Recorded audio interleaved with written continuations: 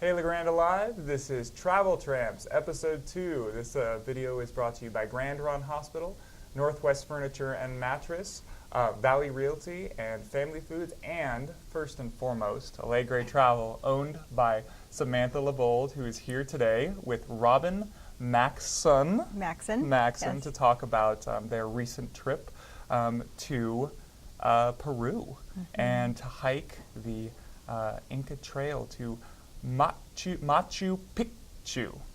Right. Not Machu Picchu, as is commonly assumed, Machu Picchu. Right. So thank you guys for joining me today. Thank you. So we're going to go through some pictures today and talk a little bit about our trip. And so Robyn, why don't you tell me a little bit about what's going on in this picture here? Well, this is where we're first gathering to begin the trail.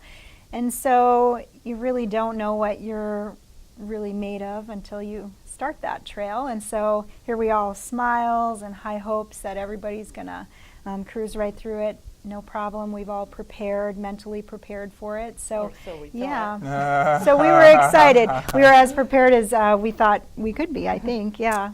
Yeah. So we were talking a little bit about how there's actually a marathon that gets run on this trail. That is how long? Do you guys remember exactly how long this trail is? 26.2 miles. 26.2 miles. So, and it's. We'll get to a picture of the trail here in a few minutes, but you guys hadn't even gotten to that point where you'd realize what it was yet. Right. Yeah. Right. And the record holder, 7:44. 7:44. Yes, we got it right this time. Got it right this time. Yeah. All right, so go ahead. Actually, Samantha, why don't you tell me what's going on in this picture?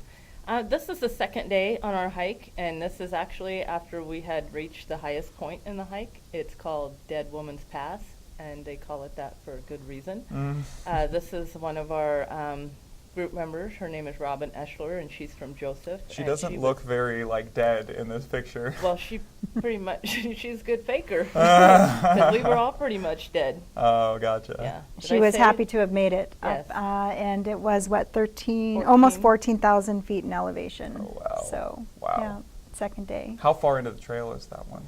That day was it 4 or 6 miles? I can't remember. It's the hardest day, but it's the shortest day.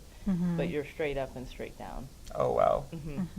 My friend Zach and I were doing a trip or a hike called Chief Joseph, which is over in the Wallowas, and there was a almost vertical, well, not almost vertical, probably about 45 or 50 degrees of shale that we climbed up for about half an hour or like an hour or something like that, and it was miserable. And so I don't know if that's close to this, but at least a little bit. I don't know if I can completely understand, but Yeah, I think the second day is just 1 foot at a time. And you just literally, it's 1 foot at a time. It's very, very high elevation, so it's harder to breathe, of course. And by the second day, your muscles are a little bit sore, and but you are more than we think we're made of. And that's the coolest thing about doing a trip like this is you really know what you're made of and more.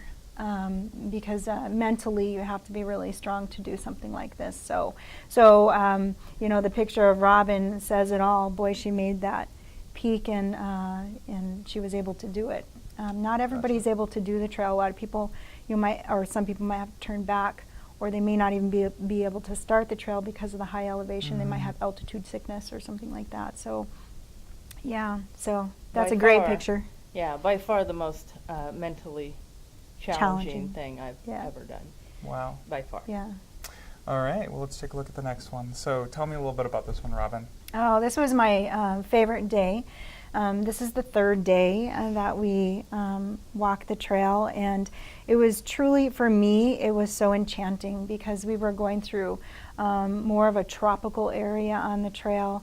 The cobblestone roads led us the whole way, and down into little caverns, through little cave-like places. It was the longest day, but it was really nice because even though you had to stop every so many feet, there was always something really beautiful to be looking at while you were resting. Yeah, so. I would say it was just enchanting for me. And then some of the cloud cover would come through and the mist, and we were on very high cliffs, so you could look down and see we were above the treetops half the time, and the clouds were kind of weaving through the trees. It was that absolutely sounds really gorgeous. pretty. Yeah, it was beautiful. So, and to think that the Incans traveled that very same path. I guess that was what was so beautiful to me, is to know that this has been traveled for, how many years, and the people that had come before us. So, Wow. yeah, It was easy for wonderful. them.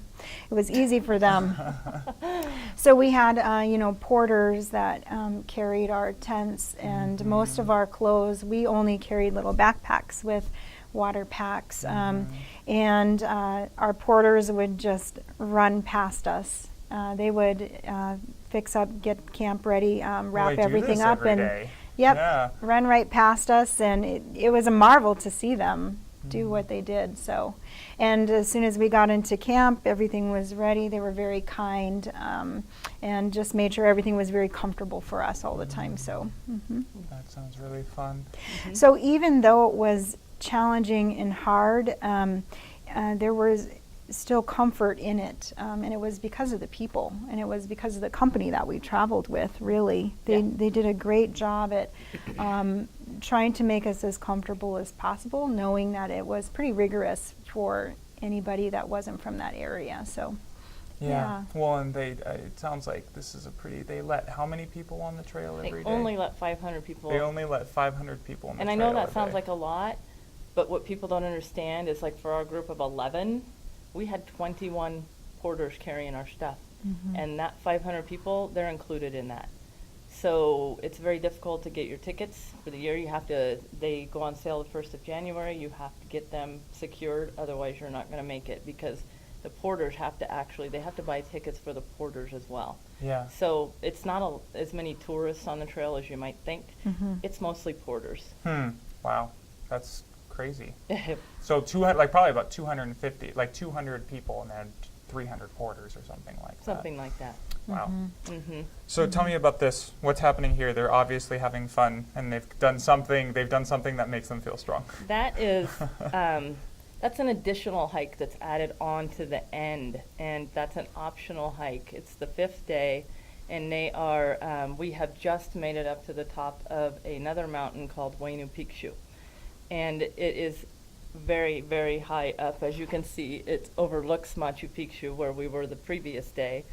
And they're pretty proud of themselves, and they should be. That was probably the most dangerous part of the hike that we did. And you do it at your own risk. It's an optional. And I think there was 6 or 7 of us that actually went up that day. I think Robyn slept in. I did not go on that one. It's okay. You already hiked, 26 miles I or something opted out of like the that? heights and all the stairs straight up and straight down. What I really liked about this is that this is 3 young men. These are 3 teenagers. And it is really exciting to me to be able to take them places and travel and instill a sense of wanderlust in them, because I think they all really had a good time. Well, it looks like they're having a good time. They did. And for me, I was able to travel with my 2 children, and we travel quite a bit.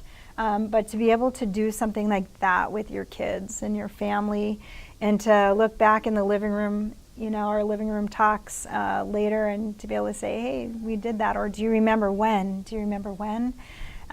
So I think it's important for families to take trips like this and, just bond with each other in that way.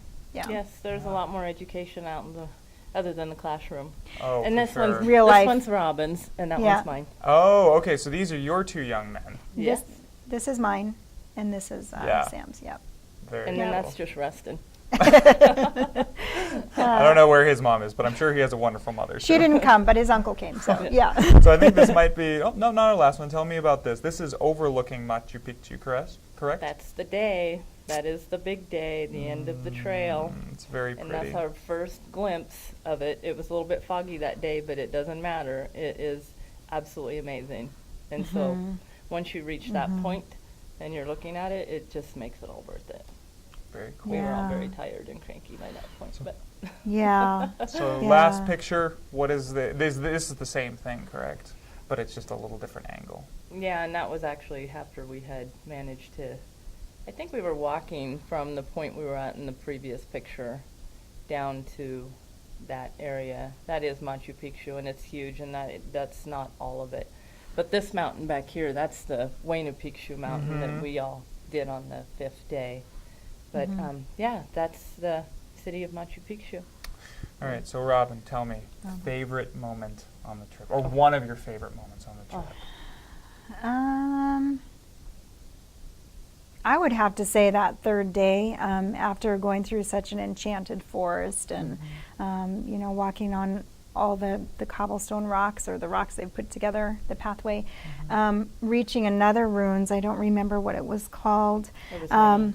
but there was a ruins at the end of that day, and we were able to just go all over and explore it, and that was really, really neat. It just was a special spot. I would just say, I don't know that there was a favorite moment, but there was really a sacredness to that whole area. Sure. And there was a reverence with the people, the local people, a reverence to that area and the connection to their land and the connection to their God. And, you know, traveling with that was, so it wasn't a moment, it was a moment, the whole thing was a moment, I guess.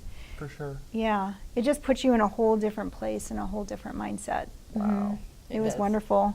Yeah. I think probably my favorite part is just getting to go with all my friends. It was, I mean, when you travel with people, and actually there was 3 or 4 of them that we had just met, and so we didn't know them, but you really get to know each other in ways that you probably really don't want to know each other. Absolutely, but yeah. You really bond, and so we're all pretty close at this point. So, Yeah. and we are so excited that Allegro Travel is going to do it again in June, and I've already got 5 yeah. deposits put Where down. are you going? Yeah. We're going back. Oh, you're going back. Okay, cool. Yeah, we're going back again. So only 12 people allowed, and I've got 5 spots filled up. So if anybody else wants to go, let me know. It's well worth it. It's worth it. Yeah. It's a lifetime trip. It is A lifetime trip lifetime. for sure. Mhm. Yeah. Well, thank you so much, ladies, for coming in and Thank talking you. about your trip. This was very fun. And this has been Travel Tramps. If you're interested in getting in touch with Samantha and going on one of their tramps around the world, as it were, go ahead and get in touch with Sam at Allegro Travel. And we're going to leave you today with some other photos, a little slideshow of some of the other photos from the trip. So thank you guys, and we'll see you next time on Travel Tramps from thegrandalive.tv.